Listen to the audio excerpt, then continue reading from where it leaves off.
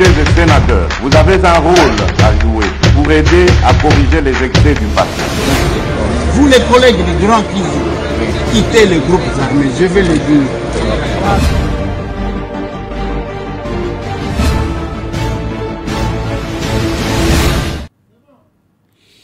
Allez, bienvenue mesdames et messieurs, bon dimanche, hein, bonne fête, il y a Pâques. Hein. Aujourd'hui c'est la Pâques, c'est la Pâques.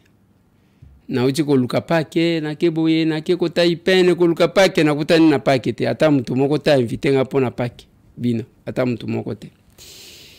Dimanche 20 avril 2025, nous sommes en direct de Kinshasa, la capitale de la République démocratique du Congo, mon pays. Nchi yangu. Mboka huyu ya elengi boye, mboka huyu ya elengi boye. Lobby Jacquemain Chabani a pris la décision de suspendre les activités. Il y a PPRD. Constant Moutamba, de son côté, a donné injonction et a poursuite contre Joseph Kabila. Daniel Bumba a nommé Batou, fils Moukoko récompensé, Talaba Poudre.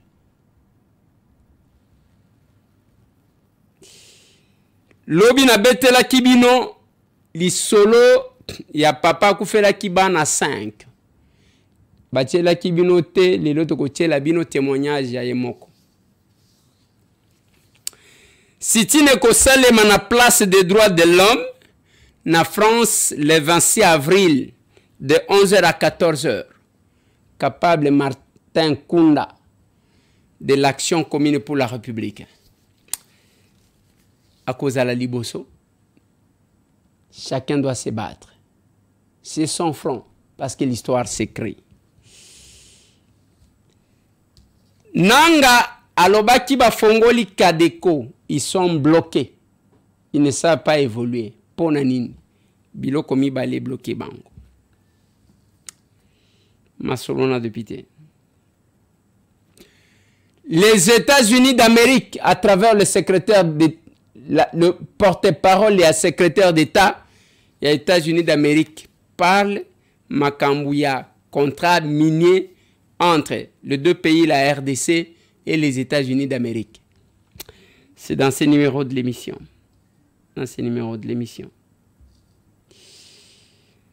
Un roulage s'effondre na place à Moussala Naye parmi les braves roulages à ville à Kinshasa.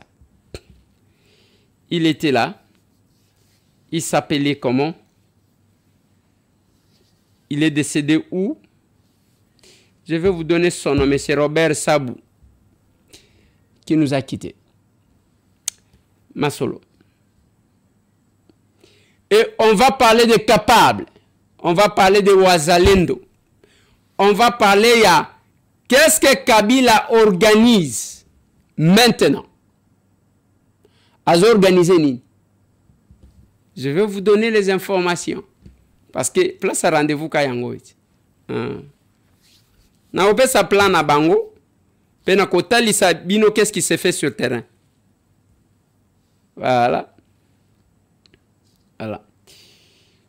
Le Capable était au rendez-vous na siège à parti. À Kinshasa.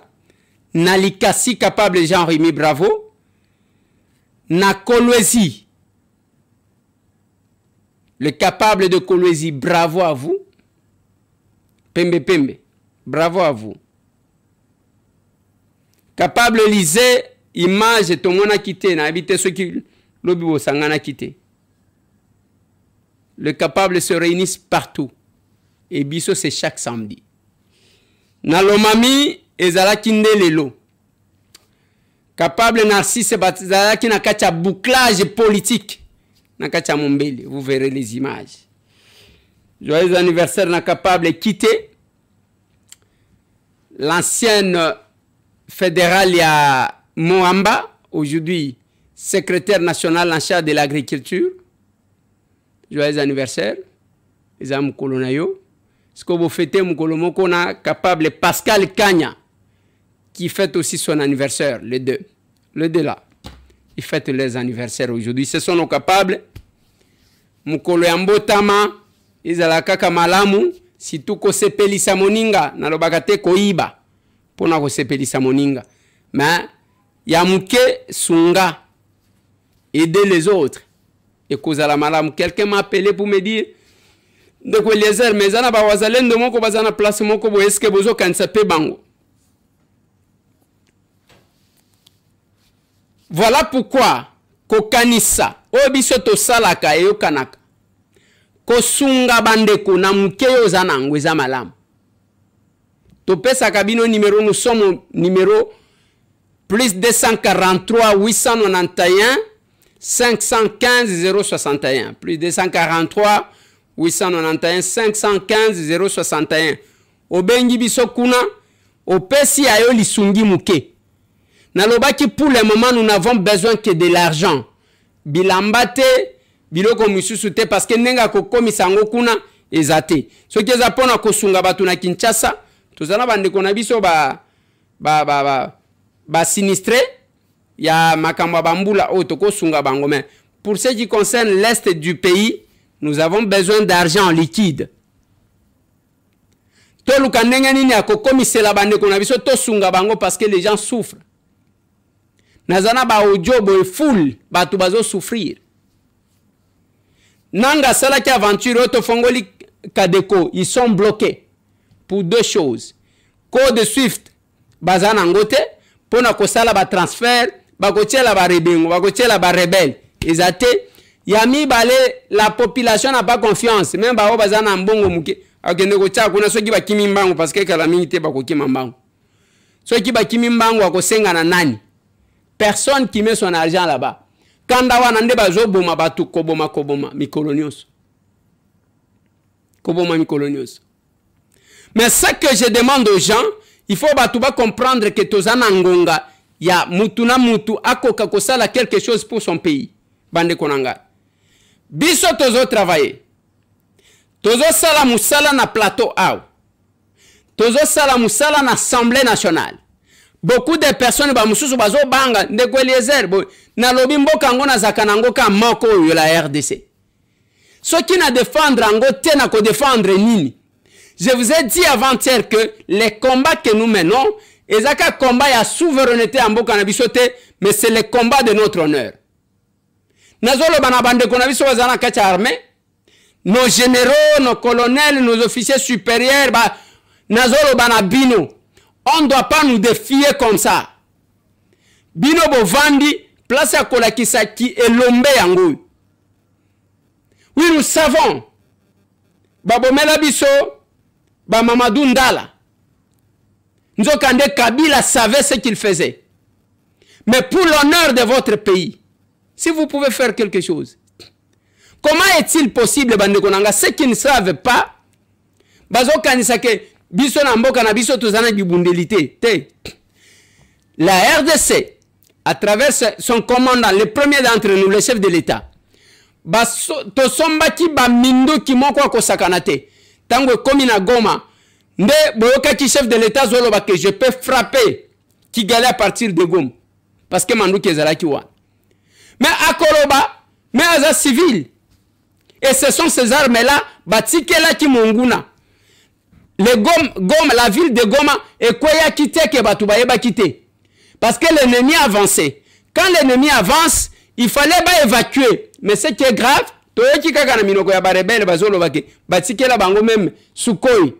avion de chasse, wapi, okotika, avion de chasse, ceux qui 150 chars de combat, et puis Mandou qui kili, bapes, et le Rwanda pris à Kenangwe Panaï. Donc, dépenser des millions pour armer l'ennemi. Et ce qui nous dérange, les lobozoka depuis que au Kabila Zongi polémique zawan, Kabila Zongi te na yi kambinga peut-être que bakotiena nani kambere azolo bawana ke nani alobi ke kozongela na Goma kamitatu yeya zana batute yango tolobaki Olivier Kamitatu likambu nini que tous tombent comme des abeilles sur l'information, que non, Kabila a choisi Kende Goma, donc Yende a soutenu. Donc, quelle facilité na conclusion à Makambo. Même lobby wana, oh non, RFI a lobby, oh, sous crédible ndengo zoloba wana. Et puis lobby ba proche na Kabila, ya wapi ba confirmer le Kambo. Kabila zali wapi. C'est ça comme ça. Donc, en réalité, le régime crée une distraction, ce qu'on appelle une diversion. Bah, créer diversion dans Makambo pour la population mona mabe au basali namboka. Kokotisa M23 awa 14 mois, kotike la bango nzela. Oyo bakotisa FRDC na cessé le feu ici la kate. Ba état de siège au ezalaki. Ti lelo awa. Même place à Kobanda Kobunda, Baola qui s'en a population. Deko Ferdinand Kambere avant d'évoluer, Joseph Kabila Zali wapi. Mais Azana place où est Azali. Azana Goma. Nani a lobby Azana Goma. Nani a. Yoni faut biso Joseph Kabila Azana Goma, toi Azana Goma. Il faut bailler la preuve qu'Azawana parce que biso n'abasous nyos na Goma sur place. Où nous avons un parti politique, on a un siège, une fédération na biso, secrétariat. Ata moko oyazui. Moi, nungu qui azawana azate. Mais t'as le déploiement pouvoir bâti dans les médias. Kolobaki azana goma. T'as le déploiement. Donc, et puis, quel acharnement sur la personne qui est à Kabila. Et puis, kengaye sepelisanga à un moment donné. Parce que lobby awa, bazali na ba perquisition, na banda konaye, oh, toko kende kingakati, oh, mbalamuko baluki, ba, Kabila komi na goma. Bon, donc mokolo M23 yona d'ailleurs asi aloba mokonzi ayebi koleka mutu nyonso mafa ayebi koleka mutu nyonso sikoyo banda bauta bunagana banda ayaka na bango awa na Kinshasa bakendo signé ba accord na Kagame ba accord nyonso wana esili. Donc bao baza kolanda poto évoluer bao baza kolanda ba été po na bino Kabila azali na Goma te. Biso toyoki ye na Goma te toza information wana te. Ata moko ya PPRD ndenge tozali oyo ayebi ki azawana azana information anate sikoni nozo senga na bao balobi ete azali na Goma bala kisaka si preuve parce que bazolo bao a Kigali bongo Kigali okokita ata mtu moko akomona yote ti oyo zwanzela parce qu'en même temps agitation ana même à Goma ezali na bao kamba kuna bango pekaka kotuna. Est-ce que c'est vrai? Si à côté, si à Kokota, ça qui est à la frontière? C'est parce que hier, mon quoi annoncé qu'il était à Kokota. Alors, à Kokota, quand se passe de la Koya, jour à Koya, batuba comment naie? C'est une question politique. Bon, à Kokota, si Koya Kosalandene. C'est quoi? Pourquoi Kabila a poni Kaka partie orientale pour la Kokota Ninga Lobaki et puis à Poni Ville à Goma parce que Poni Ndeni ayebisa nani ka Poni ka Goma Olivier Kamitato il y a on a lobby été relation inezali entre Kabila na Olivier Kamitato alors que na entourage te na batu nyonso ya kolobela ke na koleka kaka Goma ezaka Kamitato azam tu FCCT azam tu PPRD donc Isa Lokuta a okota na Goma te a koti na Goma te bon mutu na mutu ayebi tango osa message na ye bon babemba bon même président Félix tango alobara bon o azasima eza kutu AFC wana eza Kabila eza la nini Lokuta te parce que banda tuna bango bola kisa bango ba pesa ba preuve bongo so ezala kike azana Goma wana mutu alingaki ayeba liboso nani M23 te ou bien ba AFC wana te. Donc, pour Nayozo, mon akeba mboka loba izali Lokuta. Te, ça veut dire que bongo izali Lokuta te. Te, yon preuve komi siko yo soba yoki ka komi Goma de komi preuve. To bando yoka. Oh non, to sengi bokanga ba siège na bango. To sengi bokanga biloko na ye. Ba ça sonité. Vous avez tout perdu, Bomotonio se kei. Bomotonio se elongwe. Bozonga na bino ba bébé babo kolaka bomoto ekei bomoto ekei. Et polémique ya Kabila zonga kito zonga kite. Biso tozakuna te quel est le plan ya Kabila? Ba décider, je vous ai dit, objectif na bango ezako laver le Rwanda bitumbe comme lokola les Congolais qui se battent entre eux. Comme ça, Kagame Koloba, est-ce que vous avez mon engagé? Bon, moi, même ancien chef de l'État na bango, c'est ça l'objectif. Pour le moment, Bazoro Baba Kosa l'opération 200 mètres de Goma, 200 mètres de Bukavu. Quand vous prenez 200 mètres de Goma, ils apprennent à tomber dans Walikale. En d'autres termes, Bazoro Baba attaquer Walikale pour récupérer Walikale. Quand vous prenez 200 km, je parle de 200 km. Quand on parle de 200 km à Bukavu, ils ont Kolobake, Bazo qui est de côté à Ouvir, na côté à Kalemi, c'est ce que ça veut dire. Mais maintenant, Makamounion surtout on est salé Makatoyo Kaka. Ce qui nous dérange, Bissoba civil, ils ont que depuis que ces gens-là ont commencé à causer la Bilo Kwango, tous ont senti du côté de notre armée un plan de récupération ya Mabele Nabiso. Ezate. Tozo zela. Bango walobi tozo zo kisangani to vandi ya tozo zela. Mukoloni bakozo kisangani. Mais les wazalendo ndenge bomona ki bango ba récupérer Kavumu ba récupérer Katana. Batuana bazalaki kaka 58 wazalendo. 58. Ya pamba. Boye wazaki na manduki combien? 12 armes. Manduki boye. 12. Bango 58. Nde ba récupérer ki ba village wana. Mais ce qui est armé, bayaka quoi pouiller bango. Parce que ce qui est l'obité, baloba qui te tokende quoi pouiller. Mais finalement, bande konangai. Ce qui va pouiller kabango, mbelelelo kavumu, le même jour là, Bukavu tolinga to récupérer yango.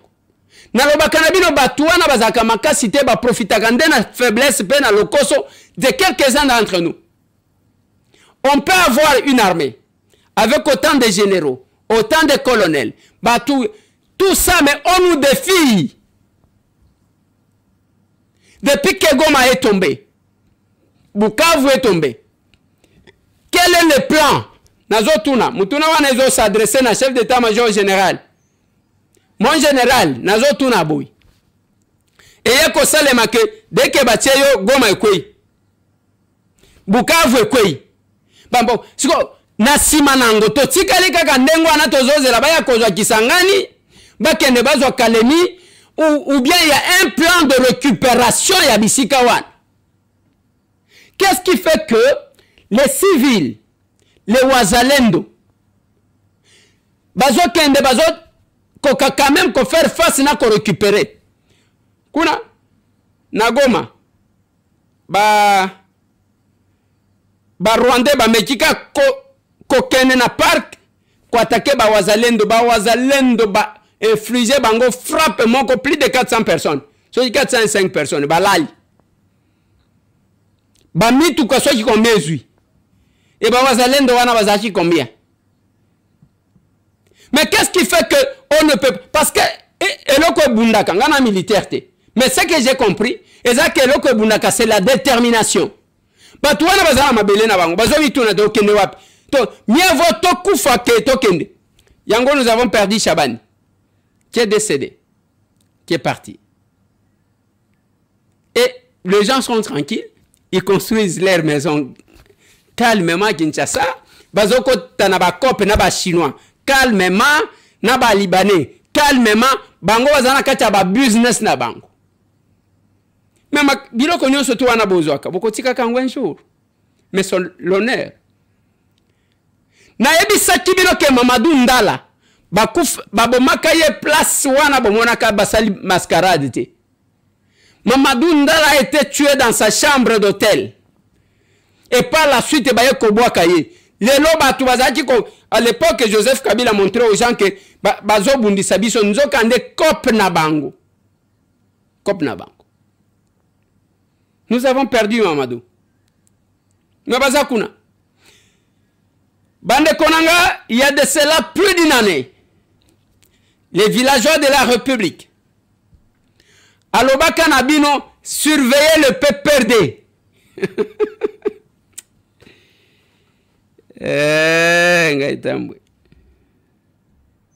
Surveiller le PPRD. Je ne peux pas passer ici pour la connexion. La bino temps. Yangona Aloba Kanabino. Tozo somba tension.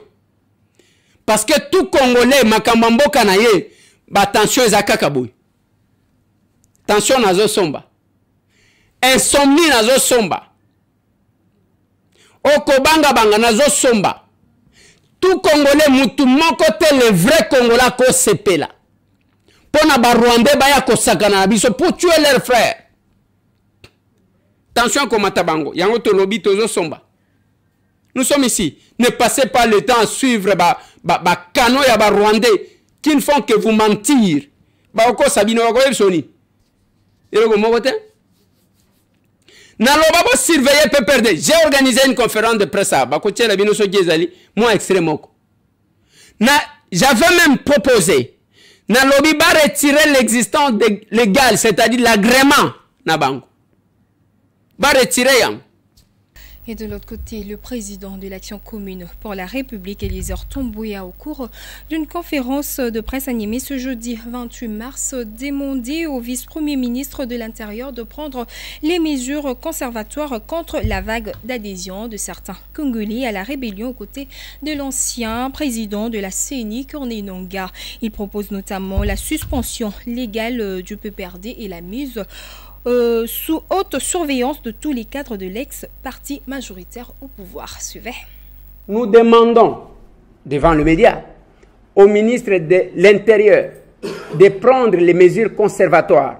Quelles sont les mesures conservatoires? La suspension de l'existence légale du PPRD, ça c'est notre première demande. La deuxième demande que nous demandons, que nous formulons à l'endroit du ministre de l'Intérieur, c'est de mettre sous haute surveillance tous les cadres du PPRD. Parce que nous sommes quand même surpris du fait qu'il y en a qui sont sortis par le Congo-Brazzaville. Moi, j'avais donné, je crois, 5 sorties. Et tout le monde était agité. J'ai dit, ils vont envoyer un groupe qui ira à Lubumbashi, qui vont sortir par la Zambie. D'autres devraient aller par Kalemi pour sortir par le Burundi. Et il y en a qui devraient aller par l'Ituri, sortir par là, par l'Ouganda. Il y en a qui devraient aller par Goma. Mais comme Goma, des fois, ils hésitent, ils devraient aller par là. Mais je vous ai aussi dit que vous allez voir les gens qui voudront, qui vont sortir comme s'ils allaient, je ne sais pas, en Éthiopie ou au Kenya. Tout ça pour se rencontrer. On m'a taxé de tous les noms d'oiseaux. Ce n'est que hier que je vois Jacquemain Chabani sortir un communiqué. De suspendre l'activité politique et à PPRD. On s'arrête à la suspension ou bien on retire l'agrément? Quand on a 5 ans qui va retirer l'agrément. Les partis politiques existent dans un pays, dans une république, dans un pays où il y a la démocratie. Ce sont les praticiens de la démocratie qui méritent d'avoir les partis politiques. Les rebelles ne méritent pas. Les rebelles ne méritent pas. Naloba na bino boyoka kanga na retard. Quand je viens à la télé, j'apporte quelque chose. Nini naloba ko kisamate. Nini naloba ko kisamate. Biso to baka makambo masasite. Et ce n'est que hier aussi que le ministère de la justice a instruire pour que bako poursuivre Joseph Kabila. Mais na mukanda Jacquemain Chabani alors, il a saisir le parquet près de la Cour constitutionnelle pour un dossier à bateau PPRD. Naloba Nabino.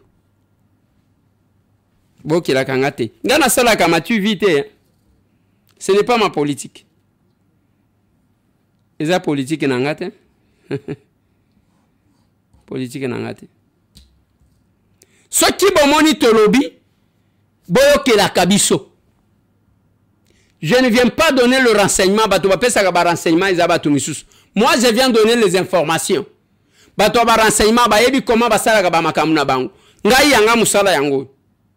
Ceux qui n'ont longue awa, n'a qu'une assemblée nationale, n'a tout n'a qu'à bango na lobby, n'a tout n'a qu'à na zobomana est. Et zabangelo ba utaga likolo ba yeba bomi bakei. Je ne sais pas si la régie va nous retrouver ça. Depuis un certain temps, ngai na mitunaka, banani babomaka na est. Est-ce que zabangelo ba kitaka babomi bazongi lola? Bao babomaka na est, bazali kaka awa bisika tozali awa. Et comme vous savez, chers collègues, depuis des années, ezana batu baboma na simako boma ba yekoza ba fonction na Kinshasa. Et nous devons nous lever comme un seul homme pour na côté les melabango. Oui. Ça c'est nous. Je veux dire merci à l'église moko assemblée pentecôtiste des messagers du Christ basée en Allemagne. Frère Sawara nous a envoyé $500. $500 pour na kosunga batu. Ezo uta na église na bango assemblée pentecôtiste de messagers du Christ en Allemagne.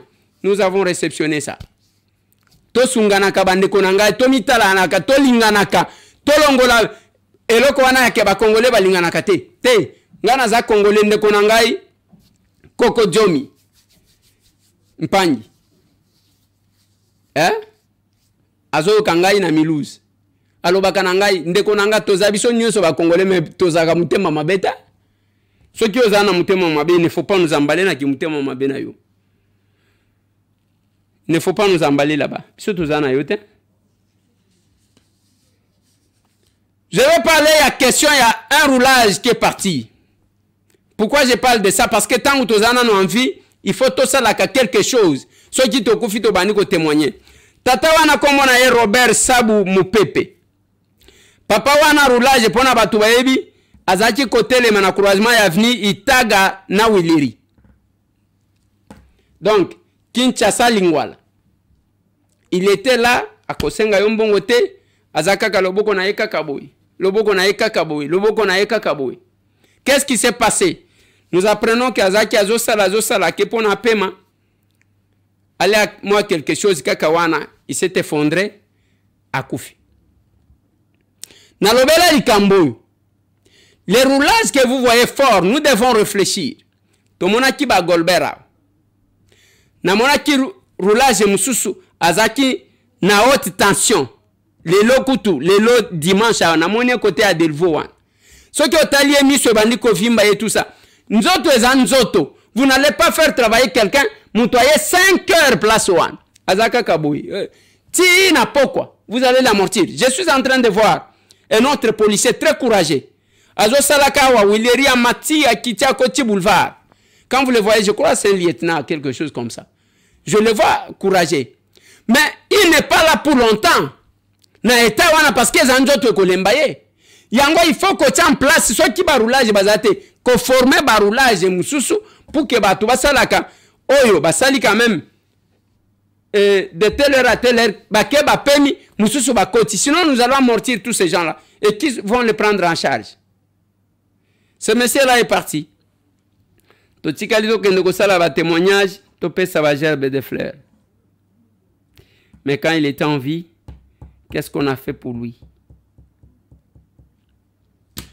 Allez, je reviens sur l'histoire du Congo qui s'écrit. Bande Konanga.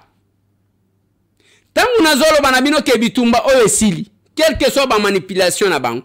Porte-parole, il y a secrétaire d'État américain. Yewana zope sa message. Je vous propose de le suivre. Our countries are working on a minerals agreement that will boost U.S. investment in the DRC's mining sector, and our DRC partners have pledged to facilitate an efficient, transparent, and effective business environment to strengthen our cooperation in this sector and attract U.S. investment that creates jobs and prosperity. We expect that this partnership will involve not only our governments, but a range of private sector partners. We are in the process of determining next steps and will have more to announce in the near future. And as we've said, when it comes to financial investment funds or otherwise. Voilà. Cette dame-là, Azolo Bakembo, quand a besoin de les autres travailler, pour na booster investissement américain na Congo, du côté Congo, bazot ça la paix pour na faciliter ba magam. Bande konangai na lobia. Mini ya rubaya, toko pesa yango américain. Oui, ça on va faire ça. Je vais terminer l'émission. Oui, je vais terminer l'émission. Je vais terminer l'émission. Je vais terminer l'émission. Daniel Bumba a nommé hier. A nommé une entreprise. Na ba régie. Na kati ya ba régie na yewana. Fils Mukoko. Fils Mukoko est nommé DGA. Yemoko yewana na ba poudre na ye na maloba na ye, il est là. Je remercie le Seigneur, je remercie le président de la République, Pachi, je remercie le secrétaire général de mon parti, Augustin Kabouya Mwanabouté, je remercie le gouverneur de la ville, Daniel Bumba. Cette nomination, c'est toute une charge. C'est toute une charge. Nous allons travailler, montrer de quoi nous avons appris pendant 37 ans de lutte. C'est la première fois que je sois nommé en fonction de l'État. Je vais travailler avec les parlementaires debout, avec les forces du progrès pour assainir la ville, avec tous les collaborateurs que nous serons avec eux dans l'hôtel de ville. Donc je crois bien l'un de ces 4 matins, il y aura une conférence de presse ici dans ma base des armées des bâtisseurs qui se délistent pour donner mon plan par rapport à la vision du gouverneur Daniel Bumba qui chasse les autres. Félicitations, monsieur le DGA. Félicitations, madame la DGA, parfaite Bati Moutingwa, qui est aussi nommée DGA. Monsieur le DGA, c'est la responsabilité. Bon boulot. Il faut toujours changer parce que quand on devient quelqu'un, on doit se comporter comme quelqu'un. Bah poudre ça bien. Mais il faut voir le parcours nabiso fils mko kozo kanga. Honorez-nous. S'il vous plaît. C'est le conseil d'un frère. Oazo pesayo. Nazo suki sana dossier ya papa o na lobela ki makambu ya bana bakufaki. Papa wana oya yaki na lingibo landa ye moko. Ngai kombo na nga mabala kwa mbamba Cyril. Soki na kombia epa ndeko Eliezer na komi pamba te tina liwa ya bana mitano bakufaki na loso. Bazali bana na ngai yango ne ko pa ndeko Eliezer ajila biso likambo oyo akomisa ngo na suka. Bana ti lelo baza na hôpital ya CNPP na morgue ya CNPP ba mboma bango te basala pe autopsie te bazaka ka bongo. Ça fait le 42 jours. Il y a qui l'oso bachaki engrais chimique. Voisin appelle ça qui ban engrais chimique bachina loso bana balé akufi. Et jusque là mi balé bazana hôpital moko ndazo résultat azo sam. Na eko senga pa ndikopo bana esika bazato yebité ba pola ou baza malam.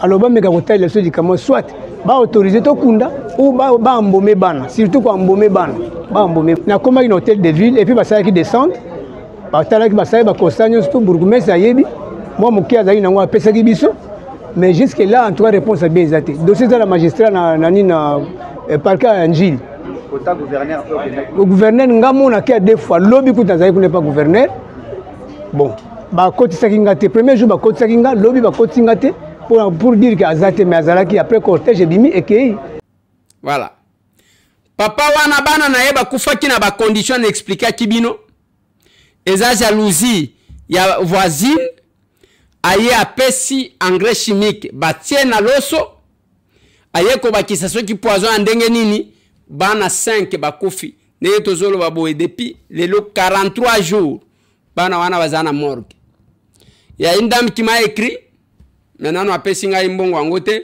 nana moni ba makambo yango te alobi ka kosomba ba cercueil ya batu wana. Elle a dit aussi quoi? Alors, bah, qui a pesa mbongo pour que bambome bango. C'est ce qu'elle m'a dit. Oui. Madame, vous ne m'avez pas permis de citer votre nom. Nous attendons. Bolingi bosunga. C'est toujours important à kosunga. Awa, na colonel Ebe, batu, même pas week-end, kobanda lundi, batu, bazo la kalibana na ba boîte de nuit. Je me dis, batu, basala gamusala erni. Bande konangai. Na même cabine bo réfléchir, je ne comprends pas. Comment batu ya mpiaka mingi nde bazala kana ba boîte de nuit na babar. Mbongo bazwa wapi? Eza lokola système nga na monaka. Eza expérience na linga to réfléchir bino na bino. Ebele ya batu balataka ba montre ya cher. Bayaka kaka na retard.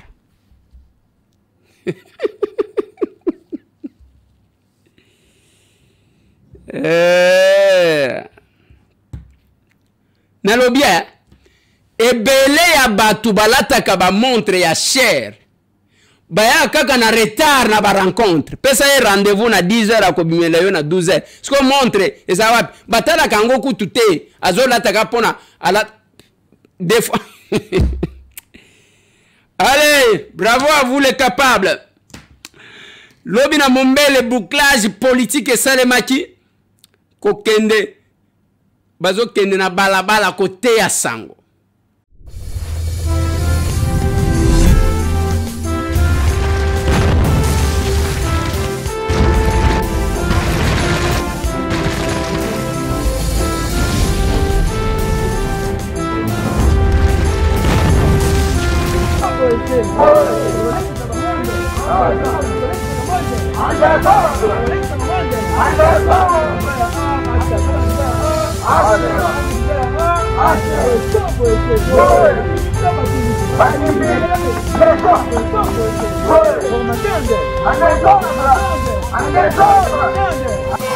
Tolobi biso awa tosalaka politique autrement.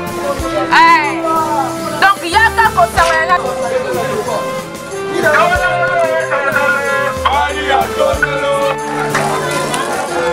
kangai ngonga yango ekoki. Yaka kosala politique autrement na vision ya ASER. Elenge mwasi, elenge mobali. Ozoyo kangai yaka kosala politique autrement na vision ya ASER. Facilité. ASER chaud.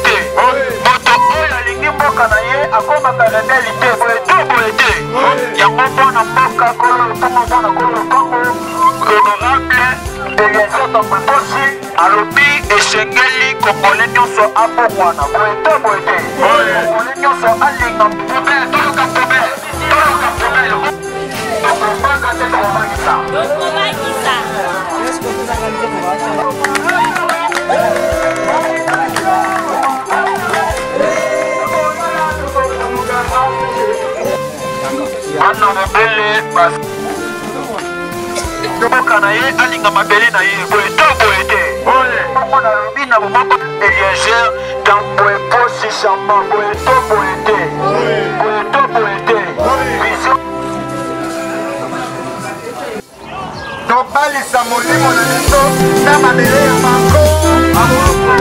Tobalisa molimo na biso na mabele ya bango. Yango na totelemi mpona koloba na mabele monguna akota. Monguna akota. Nzila, siku, nzila. Mabele sana politike oyo. Kangai ngonga yango ekoki. Yaka kosala politique autrement na vision ya ASER.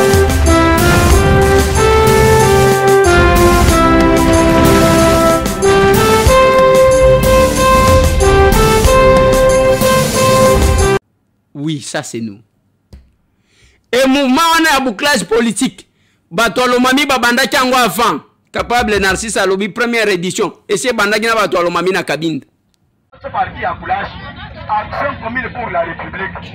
C'est que tu le kebantu de bungi, mama kasa ye umboli yabo. Tabi je kubaleke lanya. Mama mwa ser, tamu autorité morale. Tamu ici autorité morale bam. Tamu ligue des jeunes. Tamu ligue des femmes. Bon ça va, même au niveau comme muni. Makasha tu même mwana ti, kubaleke lankabi. Na mpongo, na mateke, na mulomo, na mikanda kubana. Atwati mwana ki. Abo makasha ni kwenda mukamambazi. Tabali muita wejele. Tabali kankumbika ebunyi. Kali tubenye bele mikanda. Abe tulisha pane katanga kakinu. Abe kakereye. Bakuta bakwikisi. Sukwe muntu determiner. Elemando kwa kile kibundi. Ukamine kuwa se parti mwilekene ama parti abosi. ka parti abala malamanya parti abantu bashimu parti abantu bakwatiki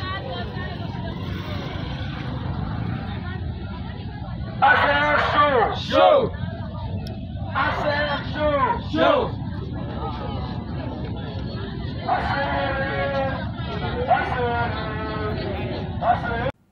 kokende na bawenze kokende bazobelela. Nous pressions la serre parce que c'est le salut. Rejoignez-nous. Botika kota na muziki wana bokotaka. O parti ana mbaza mutuwe. Apara ko kende ko kemande tout monde mbongezani. Biso a on échange patriotique lobi lisusu. Tala. Mbongo kota kandengwana, c'était plein sur Cabinda 102. Et bah plein wana suki awate na likasi, c'est capable Jean Rémy. Plein. Une salle pleine. Je pense que la région aujourd'hui ne va pas me faucher.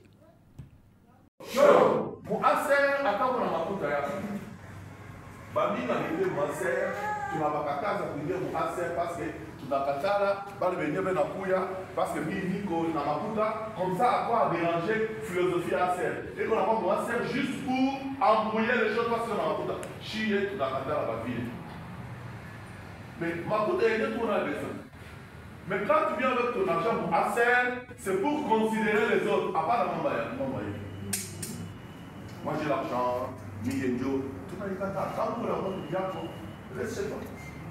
Mais pour Acer, c'est le pouvoir de l'amour. Tu m'as dit ça?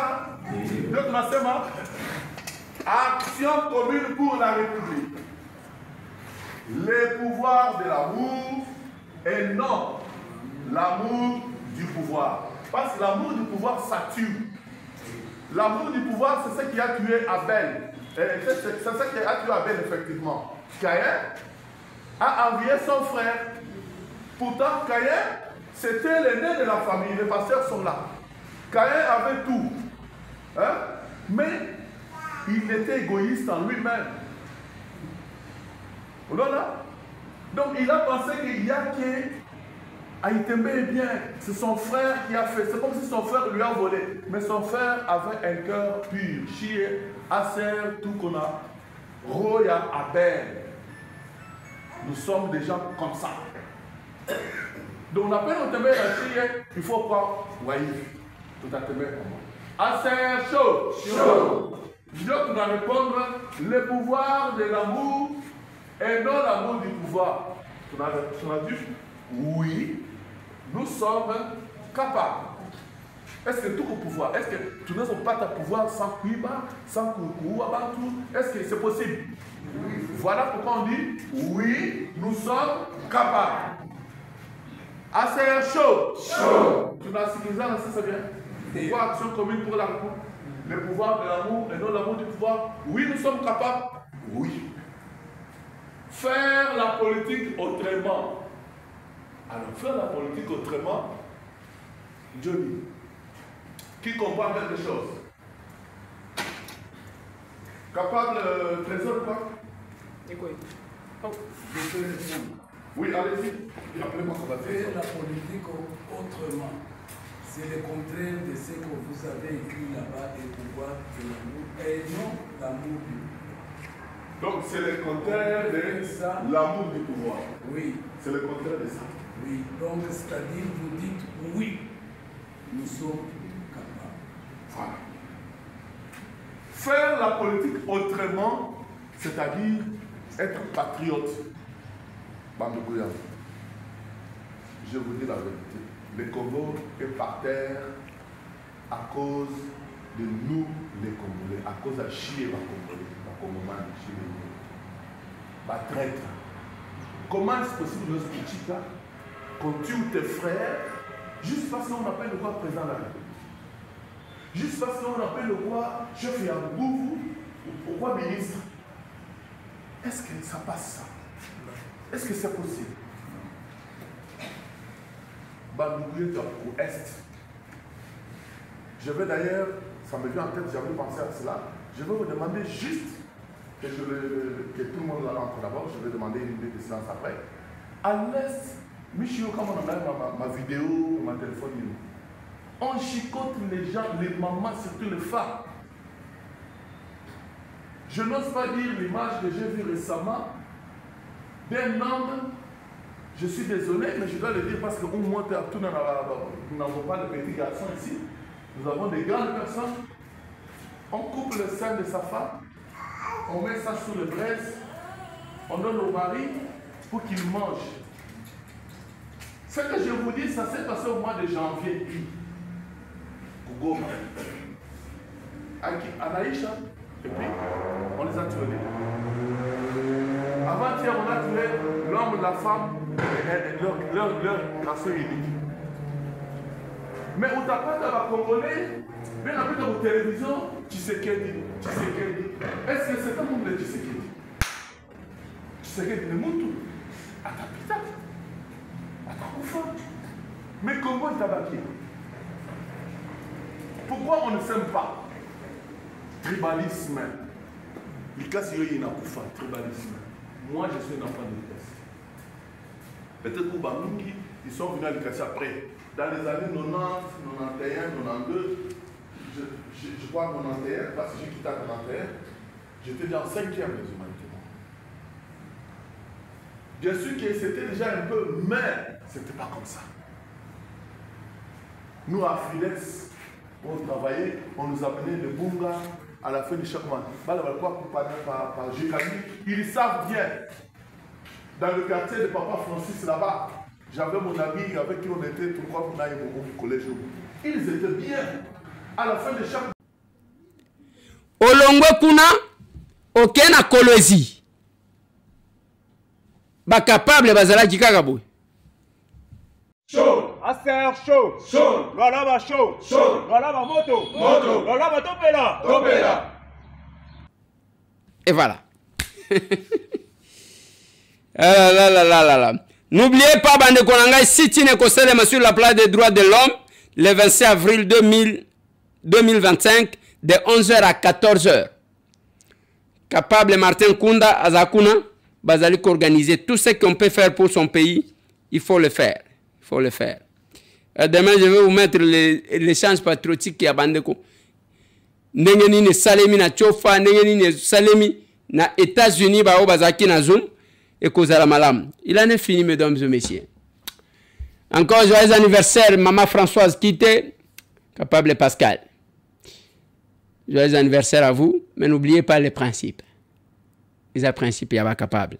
Rejoignez-nous. Au ligne contacté, Bisso Benga Bisso na plus 243 891 515 061. Plus 243 891 515 061. N'oubliez pas, vous avez un problème, il y a Missou. Solidaire Optique, la fiche est là, bas numéro à contact Yangoana, qui ne va consulter yo Ezalia, Ezapemenia. Allez, il en est fini. Boke babande konangai, tozo bunda ndenge tozo bunda. Banguna balobi bakosala 200 mètres, 200 km, 200 km. Nos militaires, va prévenir bino, boebi yango, mais nous attendons. Nous attendons. Tozo kamakambo ebele. Tozo kamakambo ya ba contact oyo aza kina oyo aza kina oyo moni wanande ya mutu azala kiboy. O wanande mutu azala kanaboy. Tozo kabino. Mais la République, c'est notre pays à nous tous.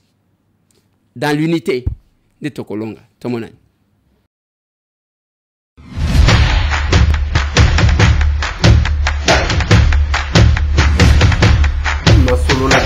Honorables députés et sénateurs, vous avez un rôle à jouer pour aider à corriger les excès du passé.